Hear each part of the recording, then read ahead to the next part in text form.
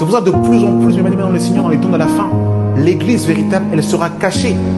Comme au temps de Jézabel, les véritables prophètes étaient dans les grottes.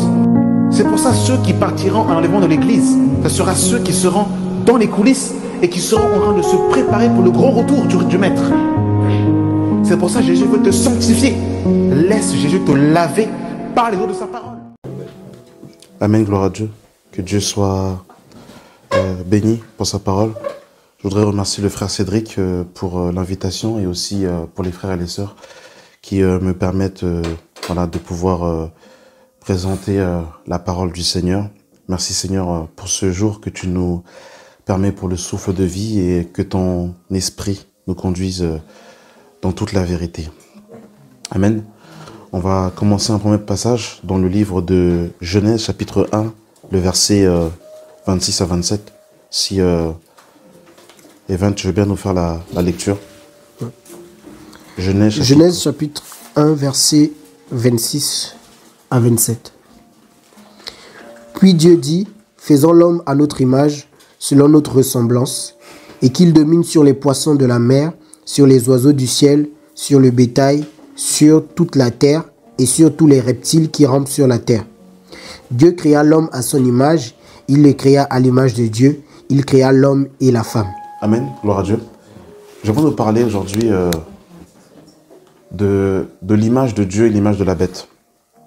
C'est-à-dire le frère, lorsqu'il était en train de témoigner de son mariage, il parlait du modèle, effectivement, du mariage moderne que nous avons. Et il disait que beaucoup de chrétiens ont pour modèle le monde par rapport au mariage. Et dans la vérité, le monde est soumis à deux images. Il est soumis soit à l'image de Dieu, soit à l'image de la bête. Et par la grâce de Dieu, nous allons un peu développer cette pensée.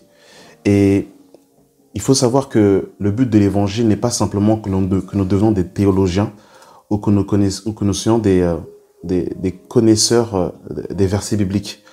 Mais le but de l'évangile est que nous soyons à l'image de Dieu. Parce que nous allons voir que dans la vérité, lorsque le Seigneur crée Adam et Ève, Adam sont à l'image de Dieu. Mais le problème, c'est Genèse 3, avec la chute de l'homme. Et lorsque l'homme chute, il perd l'image de Dieu. Donc lorsque nous venons au monde, nous sommes de base créés à l'image de Dieu, mais nous avons perdu cette image à cause du péché. Et comme nous sommes descendants du premier Adam, eh bien nous héritons de la malédiction et nous héritons aussi de la déformation de l'image de Dieu. Donc lorsque nous venons au monde, nous ne sommes plus à l'image de Dieu, nous sommes déformés à cause du péché. Et on va lire un passage dans Genèse 5, le verset 1 à 3, si tu peux lire ce passage. Ce passage nous confirme effectivement que après la chute, l'homme n'était plus directement à l'image de Dieu. Voici le livre de la postérité d'Adam. Lorsque Dieu créa l'homme et le fit à la ressemblance de Dieu, il créa l'homme et la femme. Il les bénit et il les appela du nom d'homme lorsqu'ils furent créés. Adam, âgé de 130 ans, engendra un fils à sa ressemblance, selon son image, et il lui donna le nom de Seth. Les jours d'Adam, après la naissance de Seth, furent de 8 ans. Amen. De 800 ans. Voilà. Et il engendra des fils et des filles. Tu peux relire le verset 7 5. Ouais, le verset 2, pardon. Le verset 2. Il créa l'homme et la femme, il les bénit, et il les appela du nom d'homme, lorsqu'ils furent créés. Continue. Adam, âgé de 130 ans, engendra un fils à sa ressemblance, selon son image, et il lui donna le nom de Seth. Amen. Donc là, le verset 3 nous dit, Adam, âgé de 130 ans, engendra un fils à sa ressemblance, selon son image. Donc là, on voit que Seth était à l'image et à la ressemblance d'Adam. Alors que lorsque Adam est créé à l'image et à la ressemblance de Dieu. Donc là, en fait, qu'est-ce qui s'est passé? Eh bien, chapitre 3, comme on l'a vu précédemment, le péché. Donc le péché, justement, nous a déformés et a perverti la conscience, la spiritualité, parce que l'homme, justement, le Seigneur va dire dans Genèse 2, le jour où tu mangeras le fruit de la connaissance du bien et du mal, tu mourras. Et effectivement, lorsque le premier couple a consommé le fruit de la connaissance du bien et du mal, ils ont été plongés dans la mort, dans la séparation. Et donc dans la séparation, ils sont sortis de la présence de Dieu. Et à noter qu'avant la chute, Adam et Ève étaient nus et ils n'en avaient point honte. Parce qu'ils étaient dans la présence de Dieu. Ils parlaient avec le Seigneur. Et lorsque l'homme va tomber, le Seigneur va chercher Adam, il va dire « Adam, où es-tu » Et Adam va dire « Je me suis caché ».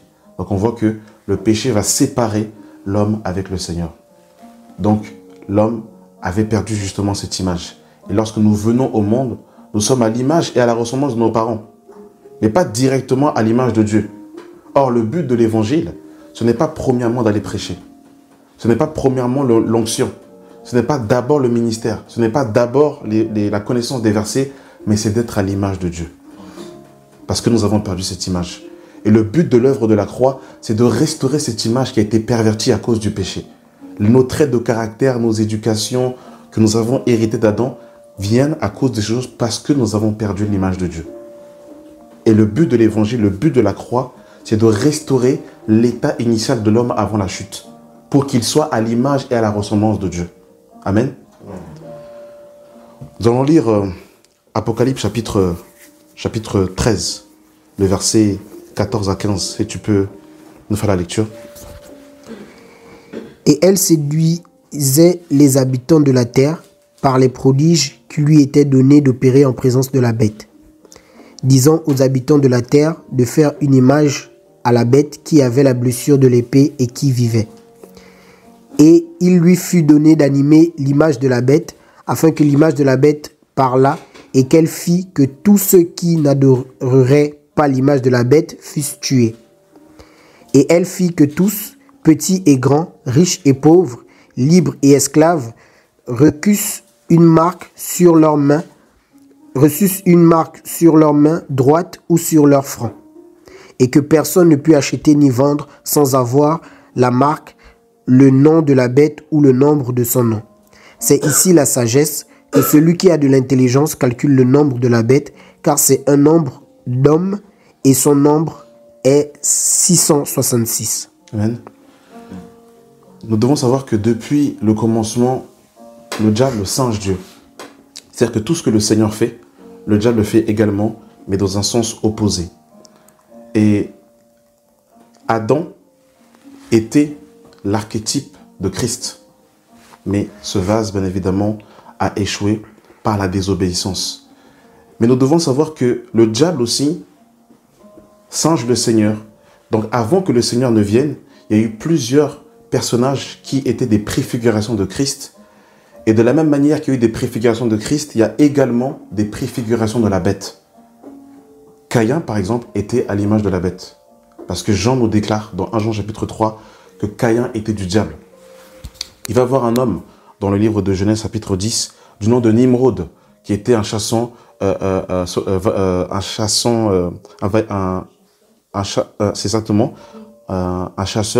vaillant devant l'Éternel et qui va aussi être aussi à l'initiateur aussi de la tour de Babel, qui était également aussi un archétype de l'antéchrist. Quand on avance dans l'histoire, on voit également un homme qui était aussi un archétype de l'antéchrist du nom de Pharaon. On avance encore un peu dans l'histoire, on voit aussi un homme du nom de Nebuchadnezzar. Tous ces hommes avaient un seul but, c'était être Dieu, prendre la place du Seigneur, expulser le Seigneur de son trône, comme le diable avait eu également dans son cœur quand il était au ciel. Et quand il est descendu sur la terre, il insuffle ce dessein d'être contre le Seigneur. Donc du coup, le diable présente une image qui est l'image de la bête. Jean nous dira, dans 1 Jean 2, il dira « Petit enfant, nous savons qu'un antéchrist vient, et il y a maintenant plusieurs antéchrists. Par là, nous connaissons que c'est la dernière heure. » Lorsque nous voyons les enfants qui sont dans la rébellion de leurs parents, lorsque nous voyons aujourd'hui les personnes qui ne veulent pas du mariage et qui veulent vivre dans le péché, ils sont sous l'influence d'une image. Ils sont sous l'influence d'une image qui est l'image de la bête. Donc le diable aujourd'hui passe par plusieurs choses pour nous imposer une image, pour nous imposer une ressemblance, pour nous imposer un dogme, une manière de penser, une manière de réfléchir, une manière de s'habiller. Donc il va passer par le média, il passe par la télévision, il passe par les films, il passe par les séries, il passe par l'éducation nationale pour justement détourner les hommes de la présence du Seigneur, afin qu'ils ne soient plus à l'image et à la ressemblance de Dieu, mais à l'image de la bête. Parce que lorsqu'on nous parle de l'Antéchrist, on nous dit qu'il espéra changer les temps et la loi. Et il va se présenter dans le temple, se présentant lui-même Dieu. L'adoration que le diable a voulu avoir sur la terre, il veut l'avoir sur la terre. Et pour cela, qu'est-ce qu'il fait? Il inspire, par exemple, les musiques soi-disant chrétiennes pour recevoir l'adoration. Il inspire les musiques mondaines, charnelles, pour recevoir l'adoration, parce qu'il ne veut pas que le Seigneur seul soit adoré. Le Seigneur Jésus-Christ dira, je suis venu au nom de mon Père et vous ne me recevrez pas. Un autre viendra en son propre nom et vous le recevrez. Il est question de la bête. Aujourd'hui, nous voyons, et sans se rendre compte, beaucoup sont marqués. Soit nous sommes marqués du sceau de Dieu, ou soit nous sommes marqués de la marque de la flétrissure, qui sont les prémices de la marque de la bête. Et beaucoup sont influencés par ces deux, par l'image de la bête. Et nous voyons effectivement que pendant la grande tribulation, eh bien, le faux prophète va animer l'image de la bête pour que la bête reçoive l'adoration. Et nous avons été créés pour adorer. Et le diable veut recevoir cette adoration. Le dernier Adam, qui est Yeshua, est venu nous présenter l'adoration véritable du Dieu véritable. Et l'Antéchrist vient pour recevoir lui aussi l'adoration. De qui sommes-nous à la ressemblance et à l'image? Ça veut dire que l'image de Dieu, qui est Jésus-Christ, gloire à toi Seigneur, vient nous présenter le reflet, l'image parfaite que Dieu veut que nous soyons sur la terre, dans la manière de penser, dans la manière... Parce que vous savez, la conversion, quand on parle de la conversion, on parle souvent du changement du cœur. Mais il n'y a pas que le cœur qui doit changer. La pensée doit aussi changer. La Bible dit de ne pas justement se laisser séduire par le siècle présent et d'être renouvelé dans l'intelligence. Le Seigneur dira, mes pensées ne sont pas vos pensées et mes voix ne sont pas vos voix. Donc la conversion, c'est aussi le changement de mentalité, le changement de pensée. Et sans se rendre compte, nous avons été dans un moule où nous avons été formatés, où nous avons été lobotomisés pour penser et réfléchir d'une certaine manière. On a parlé du mariage, par exemple. Eh bien, le monde nous donne un modèle du mariage, où le monde veut bouleverser les rangs et les places que le Seigneur a données, a réparties dans le mariage, par exemple. Donc, si du coup, je ne contemple pas le Fils comme dans un miroir, eh bien, je ne serai pas transformé en la même image.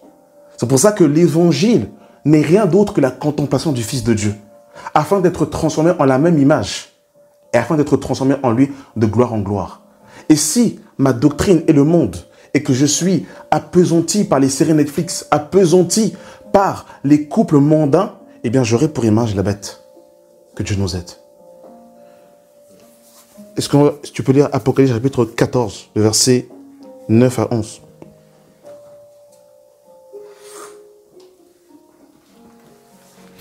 Apocalypse chapitre 14, à partir du verset 9.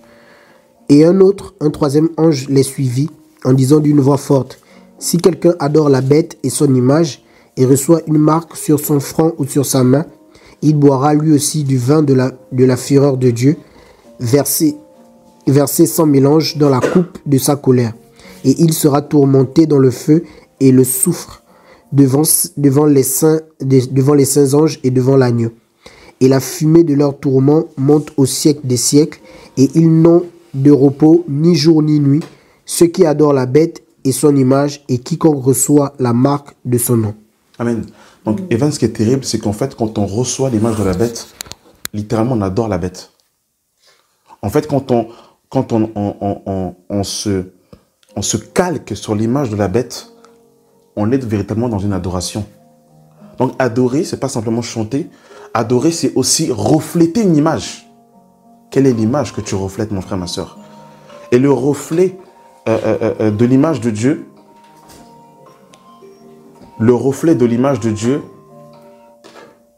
c'est pas simplement dans la connaissance des versets bibliques.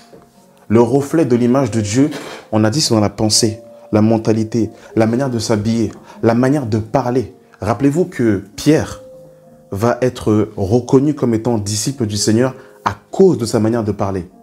On va dire, tu étais avec lui, la manière dont tu parles. C'est-à-dire qu'un disciple est reconnu aussi dans sa manière de parler. Donc, la sanctification, c'est aussi la sanctification du langage, d'être purifié dans la manière de parler, afin que le Seigneur justement mette le brésil sur notre langue, pour qu'on puisse parler comme étant des disciples du Seigneur. Dans Acte 11, la première fois que les chrétiens vont être appelés, que les disciples vont être appelés chrétiens, dans Acte 11, parce que les gens voyaient en eux le Mashiach.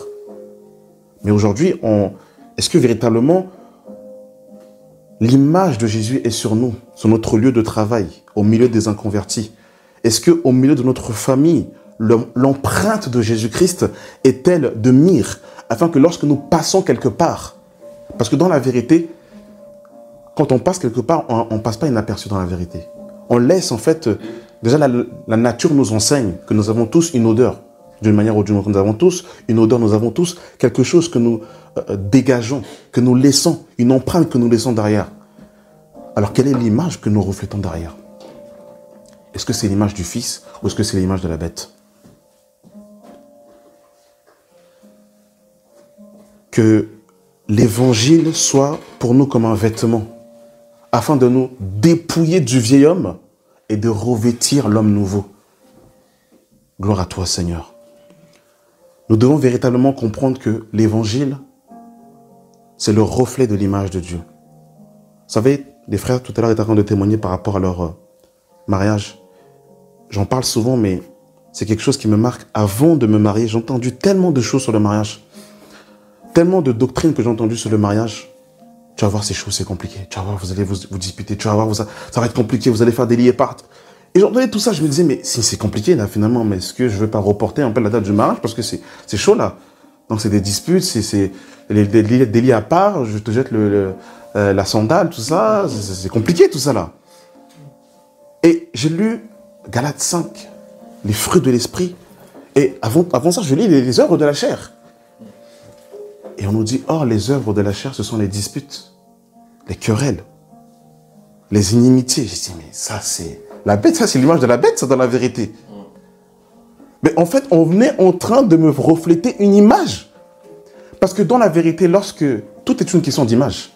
Vous savez, lorsque Moïse construit le tabernacle terrestre n'est simplement qu'une maquette du véritable tabernacle céleste. Tout est une question d'image. Lorsqu'on nous parle de mariage, pour avoir la véritable signification et compréhension du mariage, il ne faut pas voir, comment dire, l'image, mais il faut voir le véritable, qui est Christ et l'Église. Et lorsque Paul parle du mariage, il dit, je dis cela par rapport à Christ et l'Église. Donc du coup, quand en fait je rentre dans le mariage et que j'ai pour représentation exacte Christ et l'Église, ma position change. Je ne regarde plus le mariage comme Beyoncé et Jay-Z. Je ne regarde plus le mariage comme en fait les Rihanna, tout ça là. Mais je regarde par rapport à Christ et l'Église. Parce que j'ai la maquette parfaite. Et quand je rentre dans cette maquette-là, bah, du coup, le Seigneur me positionne en fait et chacun est à sa place. Et là, le règne de Dieu vient. Quand Jézabel arrive justement en Israël, elle renverse l'autel de Dieu. Et quand Élie vient, il remet les 12 pierres, qui est l'image du fondement de la parole de Dieu. Et là, le feu descend parce que Dieu approuve. Que Dieu soit béni. Donc, tout est une question d'image. Tout est une question de reflet. Et le véritable mariage, c'est Christ et l'Église dans la vérité. Et du coup, quand j'ai considéré ces choses, je peux vous dire la vérité. Après, encore une fois, je suis marié depuis 2018, que le Seigneur me garde.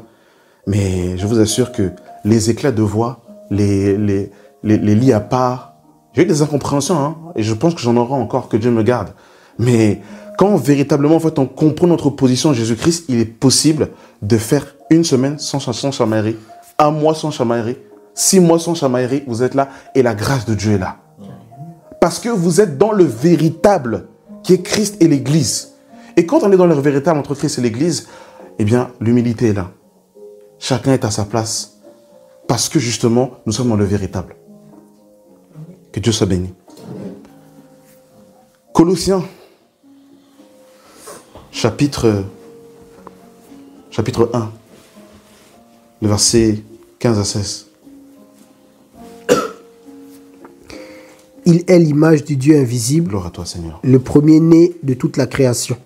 Car en lui ont été créées toutes les choses qui sont dans les cieux et sur la terre, les visibles et les invisibles, trône, dignité, domination, autorité. Tout a été créé par lui et pour lui. Amen.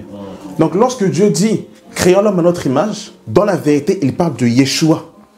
Donc en fait, le premier Adam était une image du véritable Adam qui est Christ. En fait, Adam était le tabernacle terrestre et Christ est le tabernacle céleste, dans la vérité. Et Paul nous confirmera même dans 1 Corinthiens 15 que le premier Adam est terrestre et que le deuxième Adam est tiré du ciel. Donc c'est lui le véritable. Mais le premier, malheureusement, n'a pas marché selon la véritable représentation. Donc l'image de Dieu, c'est Jésus. Quand Dieu dit « faisons l'homme à notre image », il veut dire littéralement « il faut que l'homme marche selon Yeshua Mashiach ». C'est ça l'image de Dieu que nous avons perdu et que nous devons retrouver par l'évangile. Donc, le but de la communion fraternelle, des prédications, des jeûnes, des prières, a pour un seul but. L'image et la représentation de Dieu qui est Yeshua Mashiach. Donc, le Seigneur, en fait, quand tu reçois l'évangile véritable, il te prend et tu es l'argile entre les mains du potier, afin que tu sois à la ressemblance de Jésus. Parce que Jésus lui dira, tout disciple accompli sera comme son maître. C'est ça l'évangile. L'évangile, ce n'est pas simplement exhorter, prêcher, chanter, aller donner la nourriture aux pauvres. Non. Le but de l'évangile, c'est la formation du Fils de Dieu.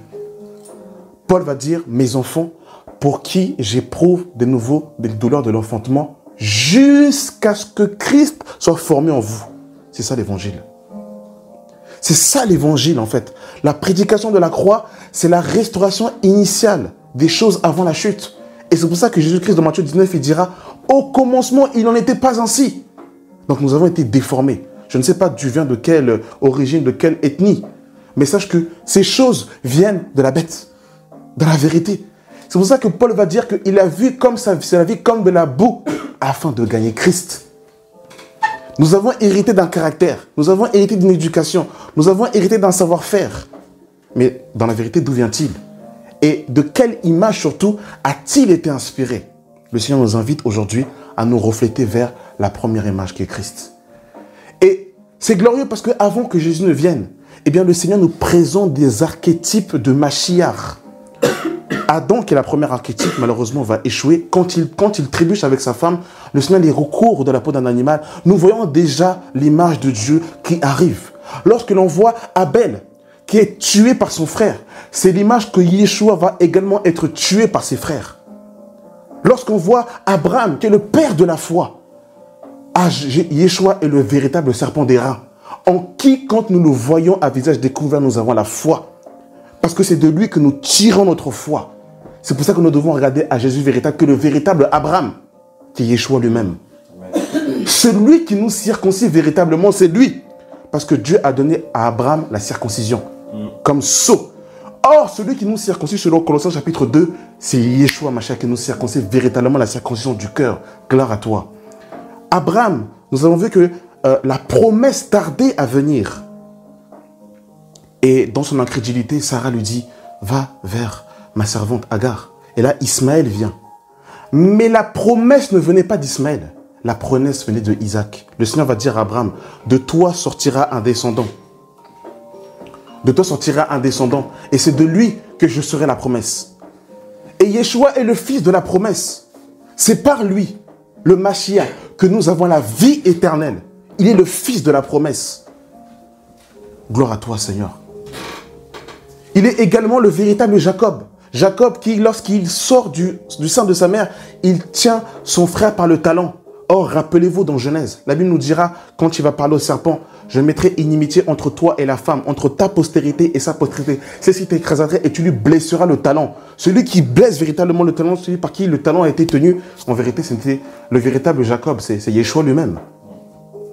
Gloire à toi, Seigneur. Il est aussi Joseph, qui est jeté en prison, vendu en Égypte. Oh, le véritable Joseph. Gloire à toi, Seigneur. Vous avez vu l'archétype? Il est le David par excellence. Le véritable roi. Le roi des rois, le Seigneur des seigneurs. Oh, gloire à toi, Seigneur Jésus-Christ. Celui qui viendra, selon Apocalypse chapitre 19, posera ses pieds sur le mont des Oliviers et toute la terre dira qu'il est le roi des rois et le Seigneur des seigneurs. Il est Salomon par excellence, la sagesse par excellence. Oh, gloire à toi, Seigneur. toute la Bible, en fait, nous présente deux images. Soit, en fait, on voit l'image de la bête ou l'image de Yeshua Mashiach. Gloire à toi, Seigneur. C'est pour ça que quand on va parler de Jésus, mais es-tu plus grand que Salomon? Oui, je suis plus grand que Salomon. Es-tu plus grand que David? Oui, je suis plus grand que David. Parce qu'il est le véritable. Tous ces hommes n'étaient simplement que des images du véritable que Yeshua Mashiach. C'est-à-dire que même quand on voit Moïse, qui est le prophète de l'Exode, il était un archétype du véritable. Oh, gloire à toi, Seigneur. Du véritable prophète qui est Jésus, qui nous délivre des liens de la mort. Quand on voit Aaron, qui était l'image du souverain sacrificateur, il est lui-même le souverain sacrificateur selon l'ordre de Melchisédek. Gloire à toi, Seigneur. Toute la Bible nous présente en fait des archétypes de l'image de Dieu qui est Yeshua Mashiach. Maintenant, quand Jésus vient le véritable, il te sort des ténèbres. Il détruit l'image de la bête afin que tu sois à son image, à sa ressemblance. C'est pour ça que le but de l'évangile, c'est d'ôter le voile afin que nous puissions percevoir Jésus-Christ à visage découvert pour être transformés en lui à la même image de gloire en gloire par le Seigneur l'Esprit. Gloire à toi, Seigneur.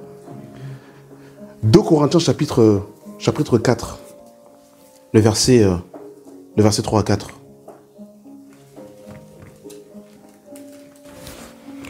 Si notre évangile est encore voilé, il est voilé pour ceux qui périssent, pour les incrédules dont le Dieu de ce siècle a aveuglé l'intelligence, afin qu'ils ne visent pas briller la splendeur de l'évangile de la gloire de Christ, qui est l'image de Dieu. Amen. Donc là, ici, on nous parle justement d'un voile qui est jeté. Et malheureusement, aujourd'hui, beaucoup, malheureusement, sont en train de recoudre le voile. Parce que lorsque Jésus meurt à la croix, eh bien, le rideau du temple se déchire. Parce que Paul va dire dans 2 Corinthiens 3, quand on lit Moïse, un voile est jeté sur leur cœur. Or, le but de la grâce, c'est de déchirer le voile, afin qu'on passe du parvis au lieu saint et qu'on passe du lieu saint au lieu très saint, afin d'être dans la gloire véritable, pour voir et contempler le Seigneur véritablement.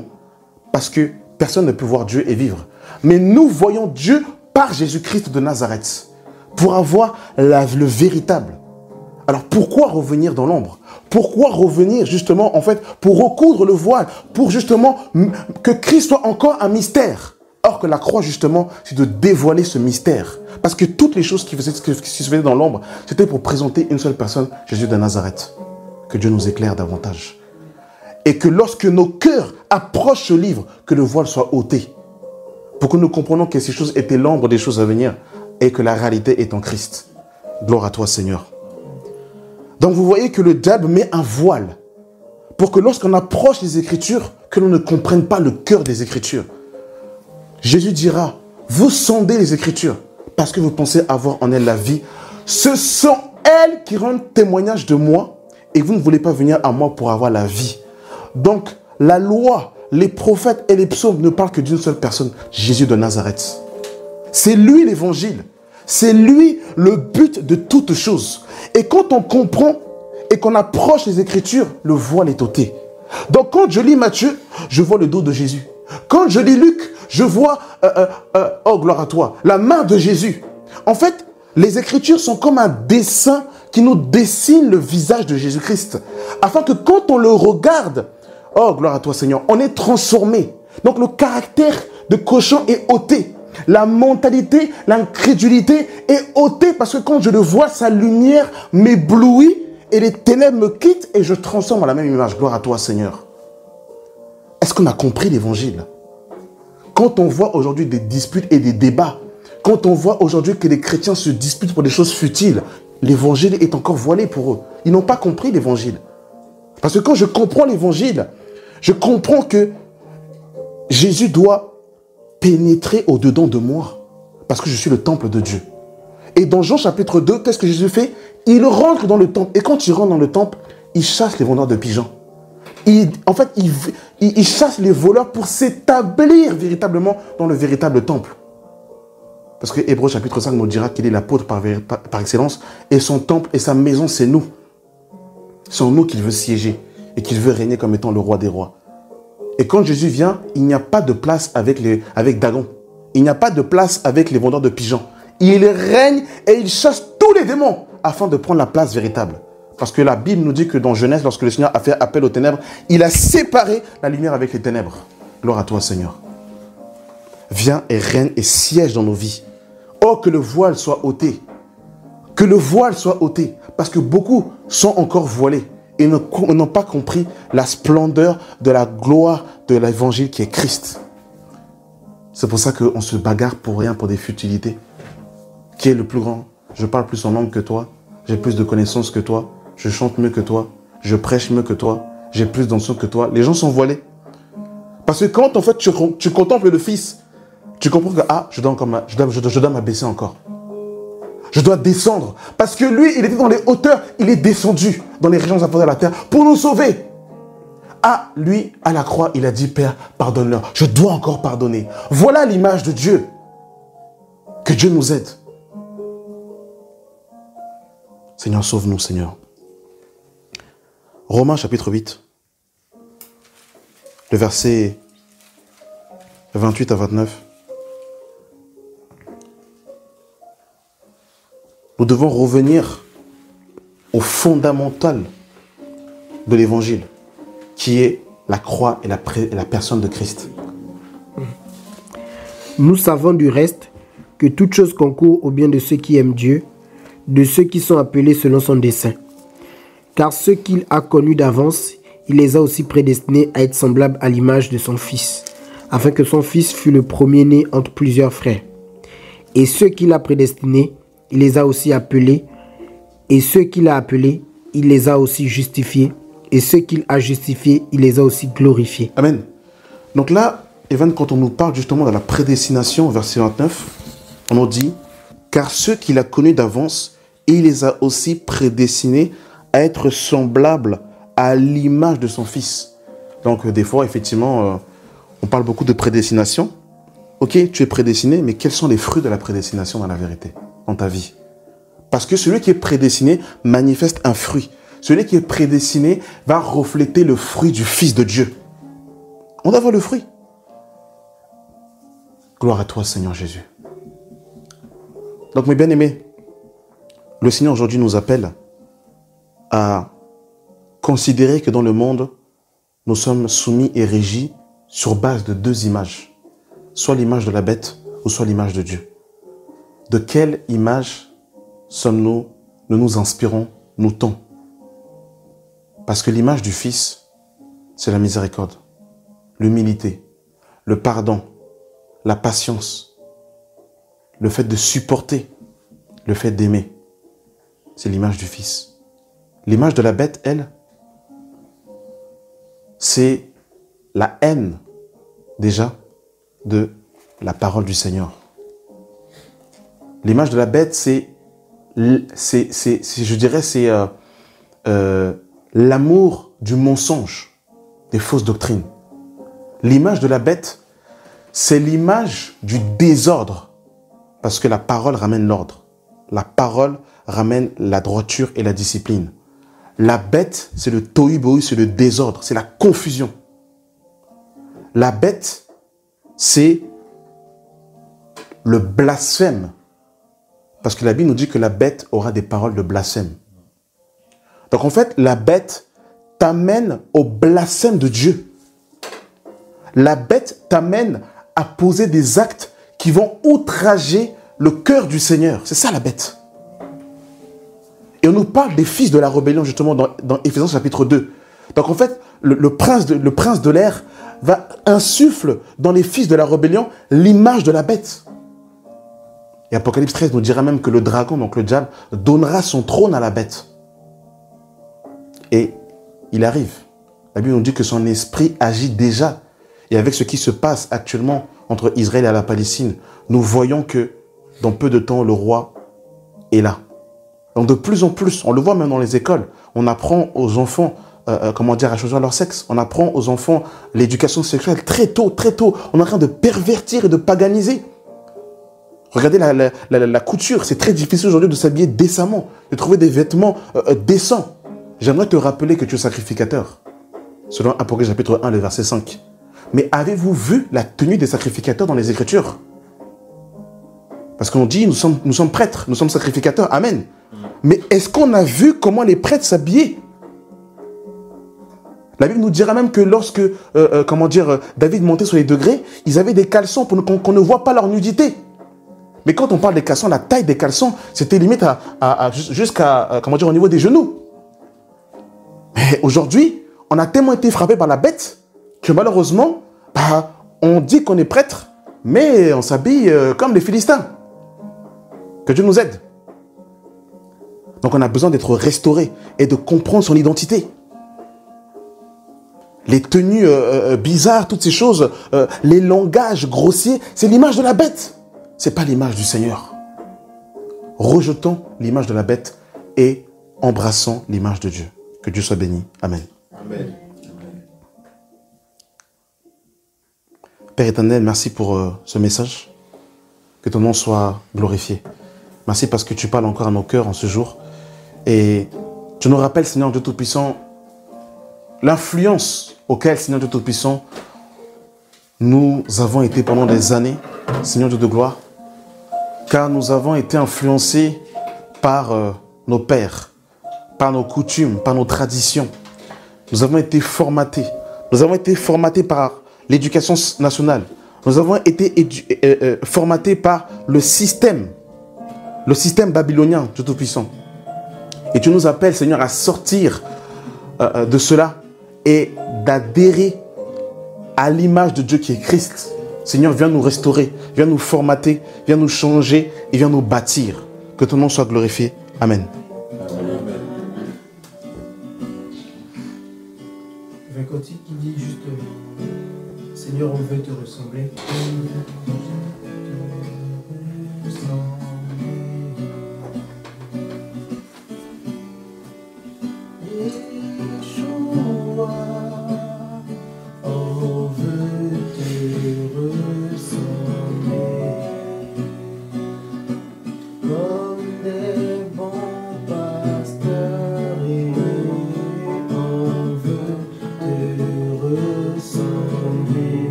Jésus, on veut te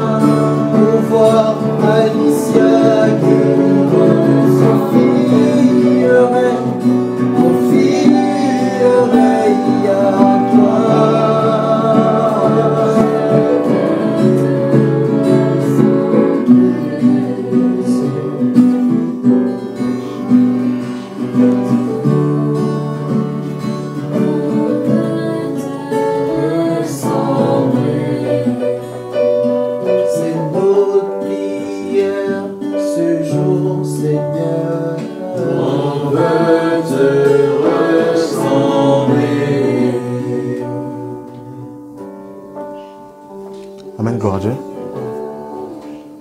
Y a-t-il des questions, remarques, témoignages, confessions?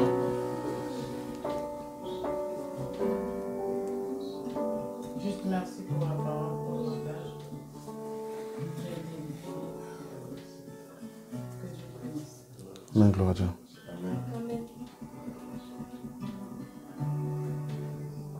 Questions, remarques, témoignages, confessions? Moi, pareil, une remarque, j'ai été édifiée par le message. C'est toujours important. C'est toujours important, surtout les temps dans lesquels nous sommes, de nous rappeler en fait quelle est l'image qu'on suit, quel est le modèle qu'on suit, parce qu'on nous présente, on s'acharne à nous présenter des modèles, le modèle de la bête. Et dans l'église aussi, ça peut s'infiltrer. Et du coup, c'est des messages qui doivent être entendus et rappelés à cause du temps dans lequel on est. Voilà. Donc merci. On voulait ajouter que c'est bien de nous rappeler de temps en temps de nous recentrer sur l'essentiel. Notre but principal en tant que chrétien, c'est d'être à l'image de Jésus. Parce que parfois, quand on écoute des pasteurs, ils nous impressionnent, on dit waouh, waouh, waouh. Et on se sent tellement ridicule, tellement, on va dire même nul, de ne pas être capable de retenir des versets. Alors qu'au-delà de retenir, Dieu veut qu'on soit à son image, que sa parole nous transforme. C'est ça en fait que, le thème, le sujet, c'est être à l'image de Jésus et non pas à l'image des modèles qui du coup prennent la place du Seigneur, quoi. Nos idoles, les gens qu'on apprécie, ils prennent la place de Jésus. Notre idole, nous, c'est Jésus et c'est à lui qu'on doit ressembler simplement. Donc merci pour ce rappel-là, c'est vraiment important. Moi, je veux ajouter, d'abord, je veux remercier Dieu parce qu'il t'a permis de venir nous parler, nous éclairer à travers justement ces différentes images-là. Donc j'ai déjà le remercier parce que il est un Dieu bon, il est un Dieu miséricordieux, il nous guide, il nous conduit. Mais c'est vrai que l'influence justement de la bête est tellement forte que parfois on a tendance justement à banaliser justement la parole, banaliser justement Jésus pour nous pencher plus sur l'image du monde. Et c'est vrai que l'influence, la manipulation est tellement forte que on a tendance à banaliser beaucoup de choses parce que justement le malin, en fait, tout est justifié.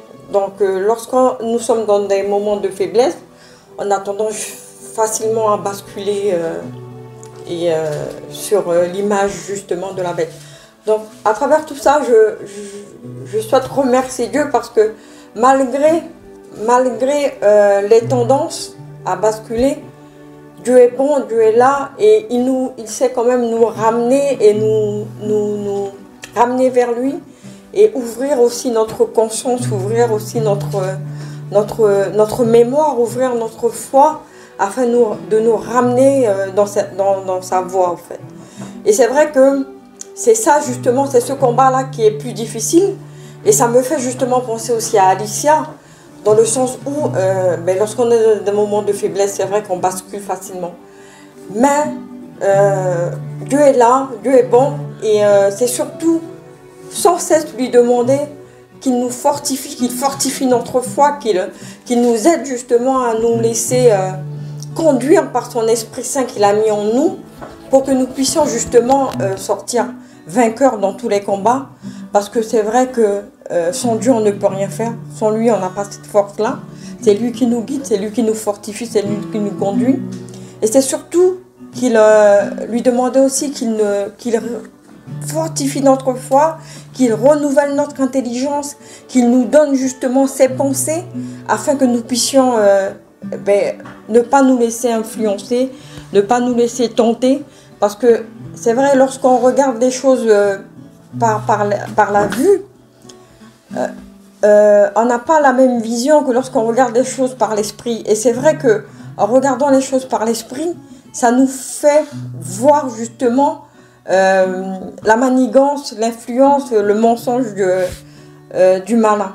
Donc à travers tout ça, c'est continuer à prier sans cesse, demander aussi à Dieu qu'il nous éclaire, qu'il nous parle et qu'il vive pleinement en nous, afin que nous puissions refléter son image, afin que nous puissions transmettre aussi autour de nous, dans nos familles, dans l'église, etc., son image justement, parce que il est un Dieu, il est notre Dieu, il est un Dieu bon, il est un Dieu de justice, il est un Dieu de paix, il est notre tout, et qu'il nous aide justement aussi à persévérer et à résister jusqu'au bout, afin que nous puissions persévérer jusqu'au bout dans ses voies, dans ses pensées, pour sa gloire. J'aimerais rajouter aussi quelque chose. Quand on a commencé l'assemblée et qu'on chantait, donc il y avait ce passage-là qui a pu être cité plusieurs fois, qui est venu dans ma pensée, qui dit, donc c'est dans 2 Corinthiens 3, verset 18. Nous tous qui, le visage découvert, contemplons comme dans un miroir la gloire du Seigneur, nous sommes transformés en la même image, de gloire en gloire, comme le Seigneur, l'Esprit. Et à un moment, du coup, on a évoqué ce sujet de prière, que là, on prie pour que Dieu puisse être roi dans notre vie. Enfin, on s'est repositionné, entre guillemets, dans le Seigneur. Quand on a commencé l'assemblée, on a fait cette prière-là. Et donc, ce passage-là, il est venu en moi comme pour dire que parfois, quand on ne sait pas comment se repositionner, quand on ne sait pas par où commencer dans notre marche avec le Seigneur, on est perdu. En fait, il faut l'adorer, il faut regarder à lui. Et c'est lui-même qui va nous transformer, c'est lui-même qui va nous positionner, c'est lui-même qui va nous repositionner, nous changer. Il faut l'adorer parce que parfois on se dit peut-être que je vais jeûner, peut-être que je vais faire quelque chose, on ne sait pas où aller pour grandir dans notre foi, pour être plus mature. Mais en fait, c'est adorer Dieu, c'est contempler sa face, c'est proclamer qui il est. Le peu qu'on connaît de Dieu, le peu qu'on a pu percevoir de sa personne, déjà le proclamer, continuer à proclamer ses louanges, l'adorer, ce qu'on connaît de lui, et encore chercher. Et dans le message, il a été dit que, par exemple, dans Matthieu, je vais voir sa main, dans un autre livre, je vais voir une autre partie de lui. Et en fait, c'est même quand je lis les Écritures, je sais que je suis en train de contempler Dieu. Même si parfois on ne sait pas justement où aller pour être transformé, pour être positionné, pour pas être dans les mélanges, en fait, il faut contempler Dieu. Parce que c'est en ayant un modèle qu'on pourra justement marcher selon ce modèle-là. Parfois, quand on ne sait pas comment faire, c'est parce qu'on a besoin d'un rafraîchissement de notre modèle. On a besoin de contempler Dieu, parce que c'est en le contemplant qu'on est transformé en la même image que lui. Et donc, là, j'ai un peu développé, mais c'est cette parole-là, cette pensée qui était venue en moi au début de l'assemblée. Et avec ton message, en fait, je me dis que c'est ce que le Seigneur voulait dire. Il voulait nous interpeller par rapport à ça. Et moi, je retiens que, voilà, quand on ne sait pas par où commencer, quand on ne sait pas forcément quoi faire, il faut toujours contempler Dieu. C'est lui qui nous transforme, et toujours veiller à qui est notre modèle, qui est notre vision, sur quoi, où est porté notre regard. Et voilà. Et le terrestre, en fait, en découlera. Comme c'est Moïse qui a fait le tabernacle, c'est parce qu'il a fait selon le modèle qu'il voyait dans le ciel. Donc, notre vie terrestre, elle va... Si on a un modèle au ciel, si on peut contempler un modèle au ciel continuellement, notre vie terrestre, elle va découler en fait de ce modèle-là naturellement. Donc voilà. Amen. Je voudrais rajouter quelque chose. Merci. Deux choses en fait. La première, c'est que, comme je disais souvent ces derniers temps à mon mari, c'est qu'il y a certains messages qui me... je dis comme ça, qui me fatiguaient un peu. Parce que j'avais plus l'impression qu'on était trop sur les gens, fais pas ci, fais pas ça, non c'est pas comme ça, etc. Ça m'épuisait le cerveau et je le trouvais pas pour moi édifiant et ça m'aidait en rien. Et là je rends grâce à Dieu et merci mon frère pour ce message aujourd'hui parce que pour moi en fait, ça tourne mes regards vers Christ, ça me donne envie d'aller vers le Seigneur. Je me regarde pas, je trouve que je ne me regarde pas, je regarde le Seigneur et je crois que le fait de le regarder va produire en moi ce qu'il faut. Donc je suis contente d'avoir été là aujourd'hui pour pouvoir en fait me dire voilà, c'est quelque chose comme ça que j'attendais, que j'avais besoin là, c'est besoin de tourner mes regards vers le Seigneur et de comprendre qui il est. Et la deuxième chose, c'est que ces derniers temps, j'étais aussi un petit peu frustrée parce que je fais partie d'un milieu, on va dire, d'éducation chrétienne qui pour moi je trouvais tourner un peu trop vers Israël, les Israélites qui, j'avais l'impression, prenaient la place du Seigneur. Et là, tu vois, j'ai beaucoup le fait de regarder en fait les images de Christ de l'Ancien Testament jusqu'au Nouveau Testament et j'avais envie de crier, mais voilà en fait, le plus important ce n'est pas Israël, ce n'est pas l'Israélite, ce n'est pas le Palestinien, ce n'est pas c'est Christ. Et Christ en nous, en fait, c'est tout ce qu'il faut. Peu importe qui on est, c'est tout ce qu'il faut. C'est la raison pour laquelle il faut que nos regards demeurent fixés sur Christ et finalement non pas sur le reste, qui que ce soit, quoi. Donc voilà, je voulais juste rajouter ça. Merci. Quelqu'un d'autre ? Moi, j'ai juste une question.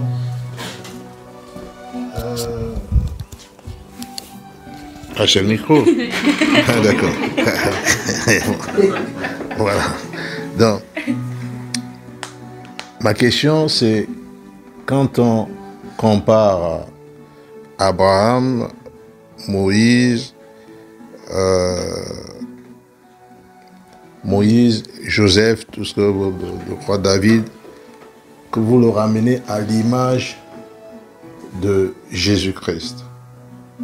Je crois que c'est ce que j'ai dû comprendre. Hein. Quand vous le ramenez à l'image de Jésus-Christ, est-ce que ces hommes-là étaient véritablement à l'image où il y avait des similitudes, où ils étaient vraiment à l'image de Jésus? Très bonne question. Très bonne question. La seule personne qui a ramené parfaitement l'image de Dieu, c'est Jésus lui-même. C'est pour ça qu'il était le seul et digne d'ouvrir le livre des 7 sceaux. Moïse n'est pas rentré dans la terre promise. David est tombé avec Bersheba. Salomon, voilà, il a eu 1000 femmes et dans ces 1000 femmes, il a eu 300 concubines. Il est parti adorer des divinités étrangères. Jacob avait même un nom, c'est pour ça que son nom a été changé, qui voulait dire usurpateur, et il était baptisé en Israël. Parce que tous ces hommes-là, en fait, finalement, étaient des archétypes, c'est-à-dire en fait ils avaient en eux des brides du véritable homme qui est Jésus-Christ, mais eux-mêmes avaient besoin justement de l'homme véritable. Donc ils sont morts en fait dans l'attente du Messie. Mais Moïse lui-même, qui était l'homme le plus patient, Dieu lui dit par le rocher, il a frappé le rocher. Donc ni Moïse, ni Joseph, ni Jacob ne pouvaient mourir à la croix pour nous sauver. Il était le seul qui n'avait pas été contaminé par le péché parce que, encore une fois, comme on disait précédemment, Seth était à l'image, à la ressemblance de Adam. Et nous avons tous, et nous tous, lorsque nous venons au monde, eh bien, nous sommes frappés par le péché. Donc le virus du péché est en nous. Mais lui, il n'a pas eu l'intervention d'un homme. Marie était vierge et elle a été couverte par la vertu du Saint-Esprit. Donc il est venu sans être frappé et contaminé par le péché d'Adam. Donc il était l'agneau parfait, sans défaut. Et lorsque le Seigneur dit à Abraham d'aller lui sacrifier son fils, et lorsque Abraham veut le faire, le Seigneur lui dit j'ai vu maintenant que tu me craignais, ne le fais pas. Et lorsque Abraham se retourne, il voit un bélier justement qui est dans des branches. Ce bélier qui était aussi une préfiguration du Seigneur. Et Isaac va poser la question à son père. Il va dire mon père, voici le feu et le couteau, mais où est l'agneau? Donc cette question était restée comme en suspens. Et Jean le Baptiste, plus tard, répond à cette question. Voici l'agneau de Dieu qui ôte le péché du monde. Donc, il n'y a que lui qui était le parfait. Voilà. Là, pourquoi Abraham? Parce que d'après l'histoire d'Abraham, il n'avait commis aucun péché puisque c'est lui le père de la foi. Les autres, on peut comprendre David, Salomon, bon, ils avaient défailli à un moment donné dans leur parcours chrétien. Mais Abraham, je ne me rappelle pas à quel moment il a... Si, il y a déjà avec Abimelech, il dit à Sarah, ne dis pas que je suis ton mari. Ah oui. Donc déjà, il dit, elle a dit que je suis ton frère, ce qui n'était pas faux, mais bon. Et il a manqué de foi. La Bible nous dit qu'il va écouter la voix de sa femme. Dans la vérité, il n'aurait pas dû, parce que le conflit que nous voyons aussi avec Israël et la Palestine, c'est aussi à cause de cette désobéissance quand Abraham est parti vers Agar. Parce que les descendants d'Ismaël, c'est aussi donc, les 12 princes, c'est aussi la conséquence de ce que nous voyons aussi aujourd'hui. Donc, lui aussi, il a fauté. Et même si un homme n'a pas fait des fautes, à partir du moment qu'on vient au monde, on est déjà fautif. Et toute notre justice est comme un vêtement souillé à cause d'Adam. Voilà. Tous ont péché et sont privés de la gloire de Dieu. Il n'y a pas de juste, pas même un seul, au cas où on doutait. Voilà. Donc le salut concerne tous. Par rapport à l'image de Dieu, ce que je peux rajouter, c'est que ça a un prix à payer. Souvent, c'est ça le problème, c'est qu'on ne réalise pas que ressembler à Dieu dans cette génération, il y a un prix à payer. On pense que ça va être cadeau, facile. Non, il y a une persécution derrière qui va avec, du monde et de notre chair aussi. Notre chair va résister de toutes ses forces pour ne pas ressembler à Dieu. Et selon dans le milieu dans lequel on vient, il y aura des résistances. De notre patrie, de notre culture. Moi, j'ai plus grandi en cité, etc. Des fois, le rap me tente encore. Vous voyez, ou la mentalité de la cité me tente encore. Si tu viens de tel pays, telle Afrique, etc., d'autres cultures qui vont te tenter. Donc en fait, aujourd'hui, le message est clair. Notre image, c'est Jésus. Mais à chaque fois qu'on va vouloir lui ressembler, il y aura une lutte. Cette lutte, on a parlé d'Ismaël, etc., toutes les images qu'il y a eu, il y aura une lutte entre la chair et l'esprit. Ça, on doit prendre conscience. Pourquoi? Parce que souvent, on s'arrête quand c'est dur. On s'arrête quand il y a un prix à payer. Parce que pardonner, c'est dur, par exemple. Se sanctifier, c'est dur, par exemple. Et nous, on pense à moi, le Seigneur me fera grâce. Non, cette lutte, on doit la vivre. Christ, on dit qu'il avait de la sueur comme du sang. Il était dans l'agonie à un moment donné pour obéir à Dieu, pour être à son image. Donc nous aussi, sachons-le aussi que ça va arriver un moment, je veux ressembler au Seigneur, je veux me rapprocher de lui et ça devient de plus en plus dur. Et il y a cette lutte-là, il faut la dépasser. Il ne faut pas seulement dire oui, bon, je compte sur la force de Dieu. Oui, bien sûr, sans Dieu, on ne peut rien faire. Mais il y a notre part aussi à faire et ça va être très important. Et si je peux lire un verset pratique par rapport à ce qui a été dit, Éphésiens 4. Éphésiens 4, je vais juste le lire sans le commenter, mais que chacun en fait se retrouve dans le passage pour savoir là où il a à ressembler à Dieu. Verset 17 jusqu'à la fin. Voici donc ce que je dis et que je déclare dans le Seigneur, vous ne devez plus marcher comme les païens. Voilà, ça c'est clair. Qui marchent selon la vanité de leurs pensées, ils ont l'intelligence obscurcie, ils sont étrangers à la vie de Dieu, à cause de l'ignorance qui est en eux, à cause de l'endurcissement de leur cœur. Ayant perdu tout sentiment, ils se sont livrés à la dissolution pour commettre toute espèce d'impureté jointe à la cupidité. Mais vous, ce n'est pas ainsi que vous avez appris Christ, ce dont on vient de nous parler aujourd'hui encore. Si du moins vous l'avez entendu, parce que est-ce qu'on a entendu le vrai Christ ou on a entendu comme la sœur a dit, des messages impressionnants de faux pasteurs là, qui veulent nous faire croire que c'est eux Dieu. Si du moins vous l'avez entendu, et si conformément à la vérité qui est en Jésus, c'est en lui que vous avez été instruits, 1. À vous dépouiller, eu égard de la vie passée, du vieil homme qui se corrompt par les convoitises. 2. À être renouvelé dans l'esprit de votre intelligence. Et j'ai beaucoup aimé ce que quand le frère Jesse a dit que La nouvelle naissance, la conversion, c'est la pensée, c'est l'intelligence d'abord, la mentalité. Et à revêtir justement le fameux homme nouveau qui est quoi cette fois-ci? Pas l'image de Adam, mais créé selon Dieu dans une justice et une sainteté que produit la quoi? La vérité. Donc la justice et la sainteté que nous allons avoir va être produite par la vérité. Et là, il rentre dans le côté pratique. C'est pourquoi, renoncer au mensonge. Voilà, donc si chacun d'entre nous sait dans quel domaine il est dans le mensonge, c'est le moment de le faire, de renoncer pour ressembler à Christ. Que chacun de vous parle selon la vérité à son prochain, car nous sommes membres les uns des autres.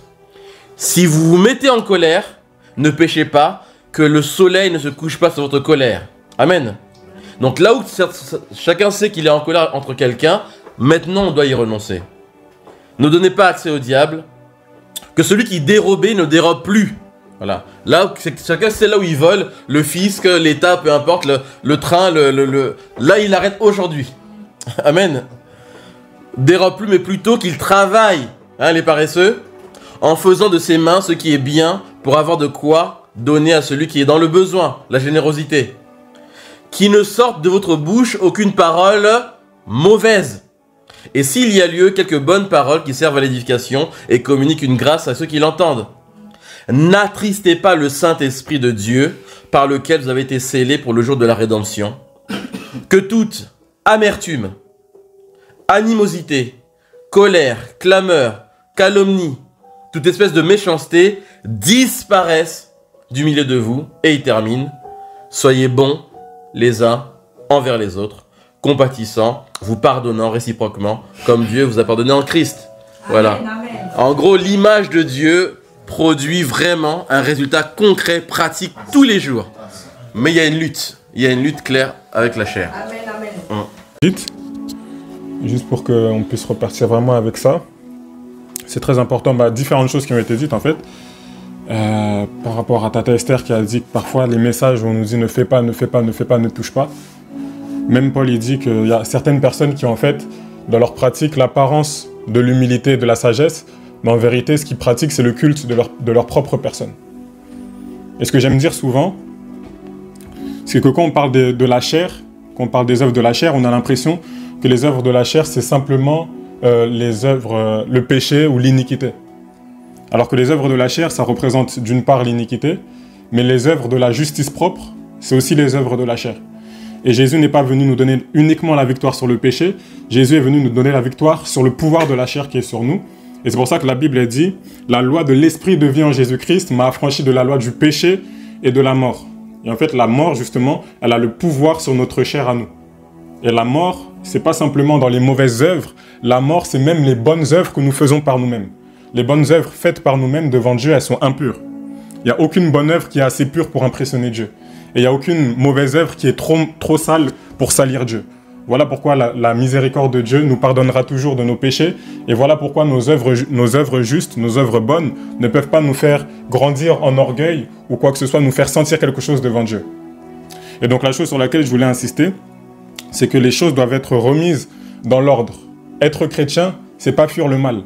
Être chrétien, c'est poursuivre Jésus pour être son image. Et celui qui est l'image de Jésus-Christ fuit le mal. Amen. Être chrétien, c'est poursuivre quelque chose. Être chrétien, c'est poursuivre une personne. Être chrétien, c'est devenir comme une personne. Paul, il a dit dans Galates 2, 20, que ce n'est plus moi qui vis, mais c'est Christ qui vit en moi. Amen.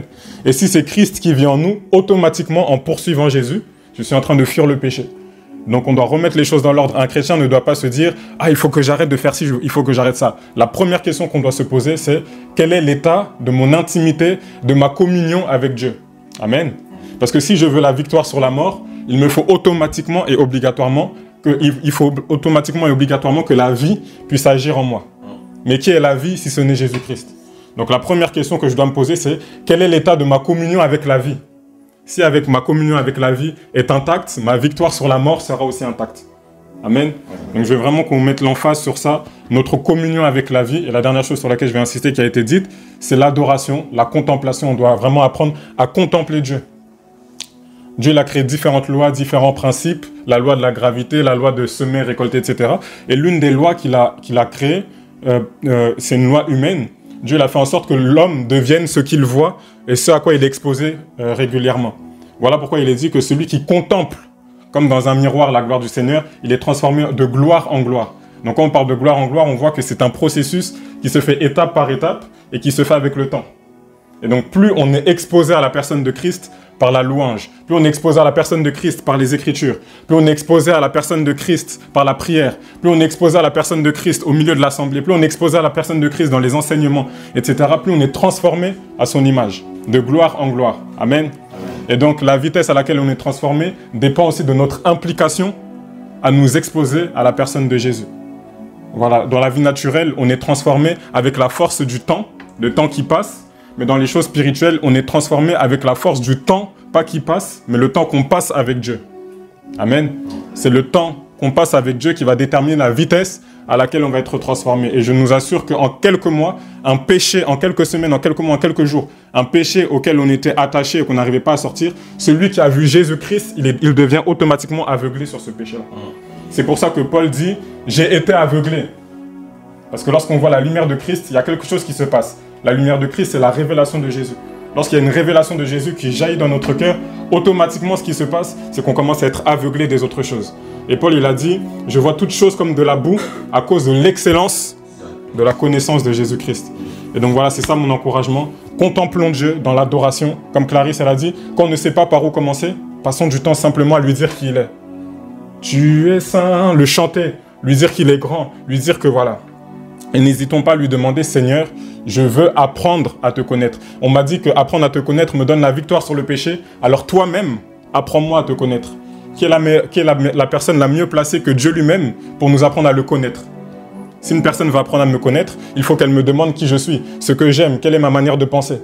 Donc si je veux apprendre à connaître Dieu, la meilleure chose à faire, c'est d'aller vers lui humblement et lui dire, Jésus, je veux te connaître. Pas un jour, pas 2 jours, pas 3 jours, 4 jours, 5 jours, 6 jours, 1 an, 7 ans, jusqu'à ce que Christ revienne ou jusqu'à ce que la mort nous prenne sur cette terre.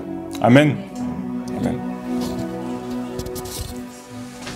Merci Jésus pour cette transformation que tu es en train de produire en nous à travers la parole qui a été annoncée. Je te remercie et je remets chacun entre tes mains. Joël veut faire un dernier chant et une prière pour terminer l'assemblée. Je crois qu'il veut dire quelque chose. Ah, Evan, très bien. Juste en fait, quand le frère a parlé, ça m'a rappelé un épisode dans la Bible, l'épisode du serpent d'airain. En fait, on a vu quand le peuple d'Israël avait la loi, ne touche pas, ne fais pas ça, il n'arrivait pas en fait, et donc il murmurait toujours, il péchait toujours. En fait, la loi ne pouvait pas donner la victoire sur le péché, ainsi de suite. Mais quand Moïse va venir, le Seigneur va lui dire ils ont été mordus par des serpents. Donc le serpent ici, c'est l'image du péché, voilà, mordu par, voilà, aujourd'hui on peut dire l'alcool, l'impudicité, tout ça. Et Moïse va dire, celui qui va juste fixer les yeux vers le serpent d'airain conservera la vie. Et c'est comme ça en fait qu'ils étaient sauvés, juste en fixant les regards sur le serpent d'airain. Le serpent d'airain, c'est l'image de Christ à la croix. Donc c'est lui en fait, le bâton, on va dire, le serpent que Moïse a levé. Et en fait, quand tu le regardes, quand tu fixes tes yeux sur lui, en fait, tu conserves la vie. C'est-à-dire, toi qui étais mordu par un serpent, en fait, tu retrouves la vie. Et si tu ne fixes pas tes yeux vers ce serpent-là d'airain, c'est-à-dire vers Jésus-Christ, en fait, tu n'as pas la vie. Donc, en fait, le message est très important. Pourquoi? Parce que ça nous fait comprendre que si on n'a pas les yeux fixés sur Jésus, en fait, on n'a pas la vie. On est mort. En fait. C'est juste ce que je voulais ajouter. On chantera à quiconque referra le Seigneur sera sauvé. Joël, tu veux dire